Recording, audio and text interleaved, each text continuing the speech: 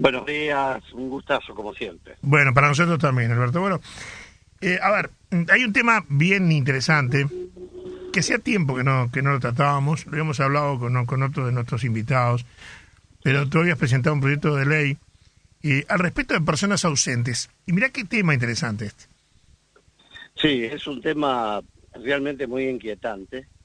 Esto se remonta, el proyecto de ley fue del año, quiero hacer memoria, pero creo que fue alrededor del 2003, 2004, y versaba sobre todo sobre un tema que debe ser diferenciado de las personas desaparecidas, ¿verdad?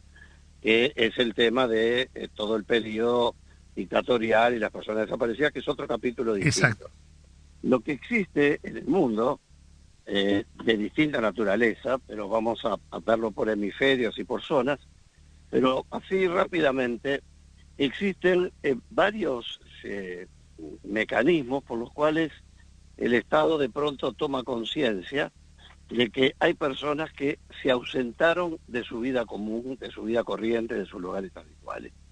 Lo que genera la alarma en la familia, por supuesto, y allí hay una enorme variedad de temas.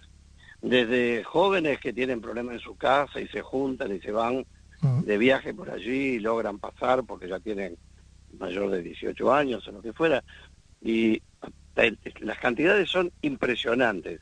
Son miles por año, ¿verdad? De personas que son reportadas como ausentes, es decir, que se ausentaron. Un alto porcentaje de las personas ausentes retorna a su vida, los encuentran en una palabra, o ellos mismos aparecen, porque de pronto se fueron por allí y no querían decirle a nadie que se iban. Después está la familia de las personas la familia, el tipo, la tipología de las personas que se ausentan por razones de dejar deudas, desaparecer del escenario. En fin, la variedad es muy rica, pero hay otra que tiene que ver con la desaparición que puede estar asociada a situaciones de peligro para la persona desaparecida. En todas, el fenómeno en común es que el tema de peligro es igual para todos los seres queridos de la persona que se ausentó por cualquier razón, porque la desesperación es naturalmente muy grande. Últimamente, la semana pasada, hay un grupo de madres que se presentaron a la Fiscalía General de la Nación, porque sus hijas desaparecieron en el sentido, se ausentaron, vamos a ser precisos, juntas, en el sentido que fue todo en el mismo tiempo, en abril de 2019, si no recuerdo mal. Y se estaban presentando a la Fiscalía General de la Nación como planteo colectivo, con un profesional, en fin.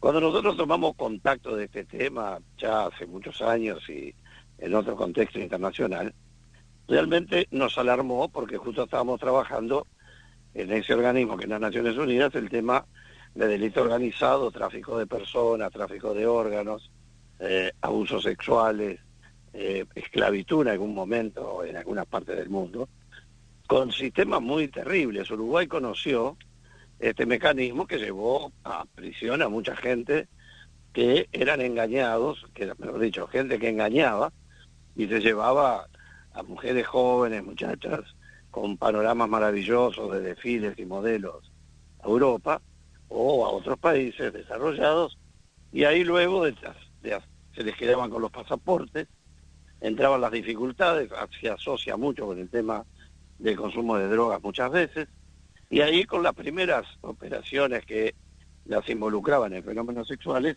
en relaciones sexuales, eran filmadas y extorsionadas, como otras serían por su propia voluntad. Habrá de todo, por supuesto. Pero el fenómeno cruel, ¿cuál es? Es que los seres queridos de alguien, o el entorno de alguien, o el padre y la madre de alguien, o quien fuere, un día dejan de saber qué ha pasado con ese ser querido. Y por supuesto, todos sabemos lo que ese sentimiento significa por la demora de un ser querido en llegar. Todos lo hemos vivido, esa misma angustia, ese momento donde uno que tiene un hijo adolescente o que tiene gente así con fragilidad, entregaría un brazo por una llamada por teléfono para saber cómo está, ¿no? Bueno, para todo ese mecanismo tan complejo, nosotros presentamos un proyecto de ley con nuestro grupo de análisis político, el más alto nivel, que fue tratado a fondo en el Parlamento, y que venía con mucha impronta de lo que eran las normas internacionales, porque hay cosas que hay que tenerlas en cuenta. En un resumen muy breve, el sistema detonaba una alerta de inmediato a la denuncia de la desaparición o de la ausencia, del desconocimiento del paradero, y ese disparo se producía en dos direcciones. Uno, a todo el sistema sanitario, por si estuviera internado en algún centro de internación esa persona por algún accidente o algo y no tuviera documento, por ejemplo, y haya perdido la conciencia o lo que fuere, y el otro con un inmediato cierre de toda la frontera. Dos medidas que no causan ningún perjuicio para la persona que haya querido salir del escenario un poco, no implica ninguna discriminación, no es un hecho público en el momento, pero evita la salida del país y evita que alguien termine estando internado en un centro asistencial o en un hospital que sea cualquiera, porque uno no va a salir a recorrerlo.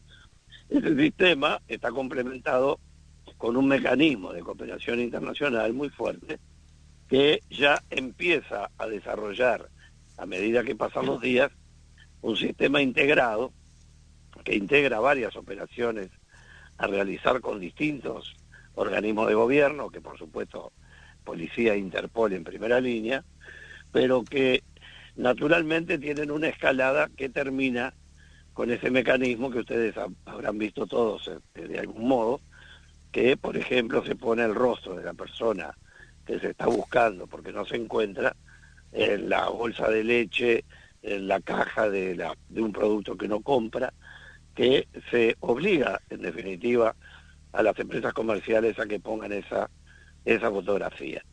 Ese tema, por ejemplo, en Naciones Unidas se debatió mucho.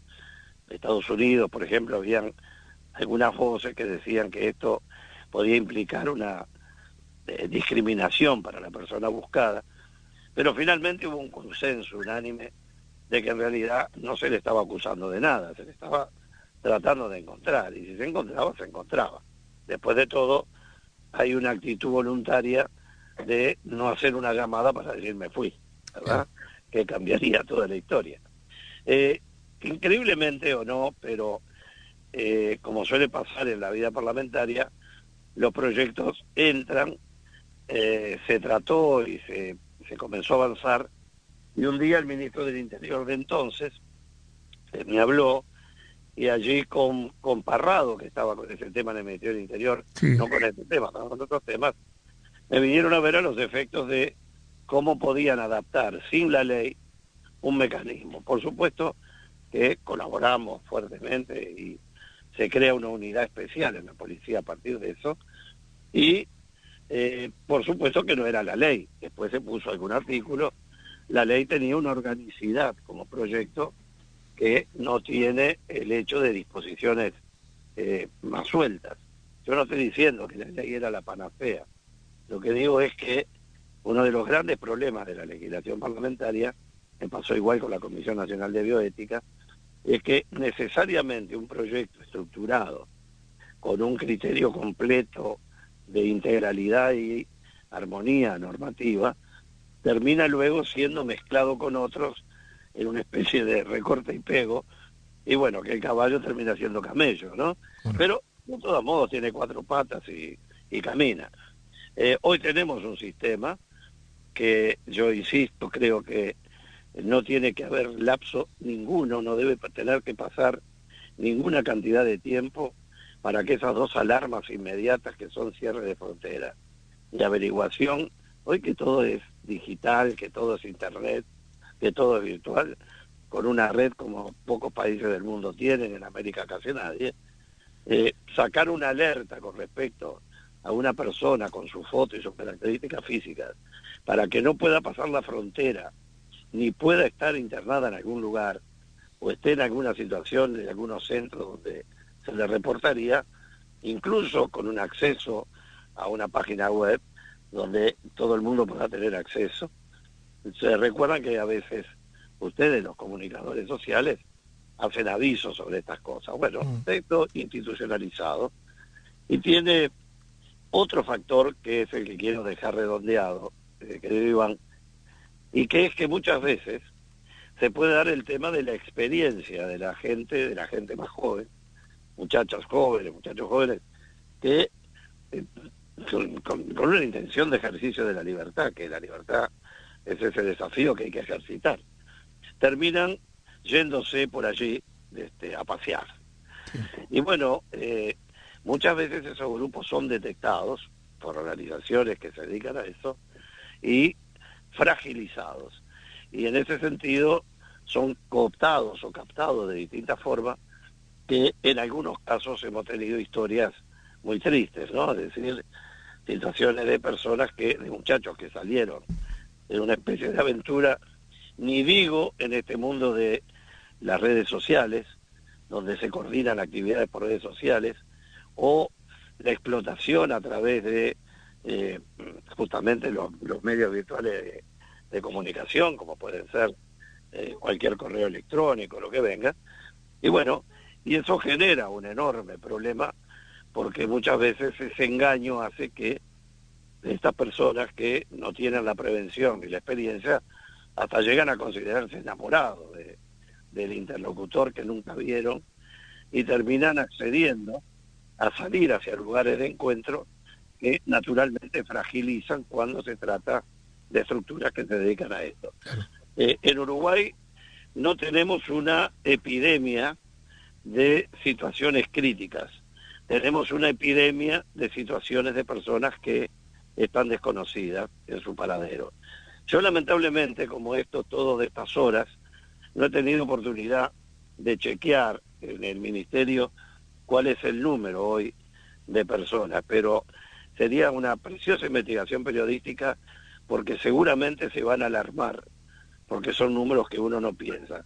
Naturalmente que la enorme mayoría aparece, pero también tenemos casos, y son muchos, que no aparecen más. Algunos por razones personales que quieren desaparecer y quieren ausentarse, y otros porque la vida les termina golpeando en situaciones muy difíciles, cuando no hay situaciones más dramáticas, ¿no? Me pareció que era un tema de esos que no están en la cresta de la ola, que están allí semisubterráneos, y nos acostumbramos a pasar rápidamente por ellos, con una sensibilidad de living mirando el televisor, pero que después cuando salimos a la calle les pasamos por al lado y no los vemos, ¿no? Entonces yo creo que quería aprovechar esta comunicación formidable contigo para insistir en este tema con tus oyentes y con los amigos, a los que quiero agradecer enormemente, porque como tú me envías el audio, yo lo puedo subir en la red, los comentarios y los mensajes en privado, que son siempre un gran estímulo. Así que por ahí dejo el tema para tu consideración, pero me parecía que era importante hablar algo de este tema, ¿no? Sin duda que sí, y es algo que en su momento tú lo mencionaste, lo habíamos hablado con Robert Parrado. Claro. Hay una lista, ¿verdad?, de personas desaparecidas que hubo un tiempo que no se había actualizado, y es un número bien importante. O sea, todos los números son importantes, pero es un número realmente que llama la atención. Sí. Está alarmante, son cientos de personas. Justamente Parrado, el ministro era pobre Borrelli, pobre digo porque falleció hace poco tiempo, sí. Y era ministro del Interior, y yo estaba de legislador. Y cuando esta ley sale publicado, los artículos de prensa, los noticieros, que yo expliqué lo que era, tuvieron la feliz iniciativa de adelantarse y adaptaron algunas regulaciones internas del ministerio para crear esa unidad. Y lo hicieron muy bien. Pero claro, faltó el soporte legal, que luego se fue adecuando, pero que no tiene la integralidad. Mira, para ser más claros, ¿por qué uno defiende a rabiar el proyecto de ley que quedó tan modificado de la Comisión de Bioética, que hoy sería esencial, ¿no?, para todos los temas? ¿Por qué defendemos el tema de la protección y apoyo a los egresados del INAU en aquel momento? ¿Por qué defendemos la integralidad de un proyecto de ley como este? Porque no se trata de una inspiración, que siempre tiene que haber, sobre la importancia de un tema, sino que es el producto de un largo trabajo de un equipo muy solvente, del Grupo de Análisis Político nuestro, y por otro lado, sin el pudor de aprovechar las conexiones internacionales para traer proyectos que tienen lo último en ese momento que manejaba Naciones Unidas y que manejaban muchos países importantes con los que tenemos contacto directo. Esa mutilación siempre paga un precio de organicidad. Y por ejemplo, un tema que es tan debatido, yo soy absolutamente contrario a que haya que esperar un plazo. Es decir, si alguien está esperando a alguien que vuelva a la 1 de la mañana y son las 4 de la mañana y no volvió, no hay que esperar hasta el mediodía ni al día siguiente. Ese doble mensaje de la prohibición de salir del país sin que se tomen los datos y se sepa, porque uno no le va a prohibir de salir del país a una persona adulta por el mero hecho de que alguien denuncia que se fue, Claro. sino que hay que tomar los datos y decir, bueno, a la hora tal pasó por tal lado y fue por su voluntad. Y lo mismo, la conexión automática a los centros de salud, que no se pierde nada con eso, y se gana muchísimo en despistar o descartar muchísima cosa, ¿no? Alberto, un placer, como siempre, un tema muy profundo. Bueno, es el gusto de poder tener este diálogo que no es fácil tener en los medios y que es la alegría de esta columna de tantos años. Un abrazo grande, soleado fin de semana, y nos vamos acercando a la primavera con entusiasmo. Sí, y cuidado acá, con el delta. Acá ya tenemos, por lo menos hasta el domingo de noche primavera, después ¡Qué maravilla! Después sospechoso el tiempo. Bueno, pero un poquito de agua viene bien para después ver las florcitas, ¿no? Me parece que sí. Uno ya está viendo el brotar de la vida, que siempre puede más. Un abrazo grande y hasta la semana que viene. Igualmente para ti, hasta la semana próxima. Cerramos entonces